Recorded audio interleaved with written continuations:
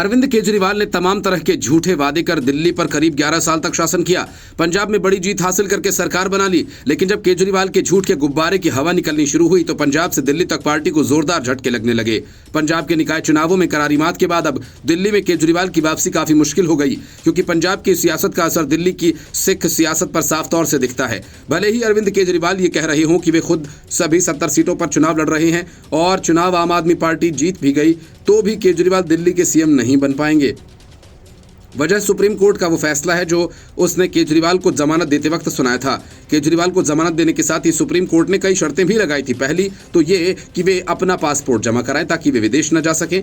सप्ताह में 2 बार उन्हें थाने में हाजिरी लगानी होगी और सबसे बड़ी शर्त ये थी कि वे सीएम ऑफिस नहीं जाएंगे और न ही बतौर सीएम कोई काम कर पाएंगे। इसके बाद केजरीवाल ने मजबूरी में आतिशी मरलेना को सीएम बनाया था ताकि वो चुनाव के पहले मुफ्त की स्कीम्स को लॉन्च करने के लिए कोशिश कर पाएं। हालांकि अब तक तमाम कोशिशों के बावजूद वे महिलाओं को 1000 रुपए हर महीने नहीं दे पाए, क्योंकि अब तो सिर्फ रजिस्ट्रेशन ही शुरू किए जाने की बात की जा रही है। यही वजह है कि कांग्रेस के नेता संदीप दीक्षित ने साफ तौर पर कहा कि केजरीवाल अब कभी दिल्ली के सीएम नहीं बन पाएंगे। पूर्व मुख्यमंत्री शीला दीक्षित के बेटे और कांग्रेस नेता संदीप दीक्षित ने सुप्रीम कोर्ट के फैसले का हवाला देते हुए कहा कि अरविंद केजरीवाल मुख्यमंत्री बनने के लायक नहीं हैं। किसी और को मुख्यमंत्री बनाना उनकी मजबूरी है। उन्होंने सुप्रीम कोर्ट की शर्त याद दिलाते हुए दावा किया कि केजरीवाल दिल्ली के मुख्यमंत्री नहीं बन सकते।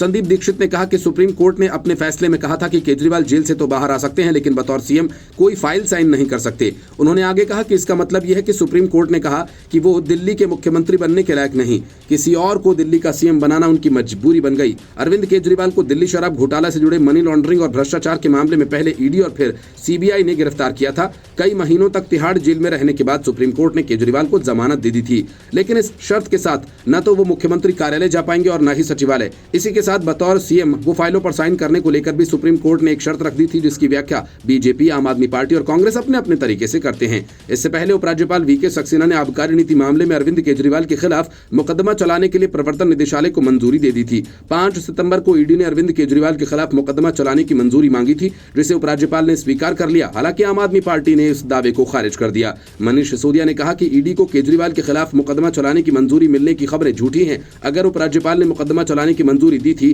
तो ईडी उसकी कॉपी क्यों नहीं दिखा रही।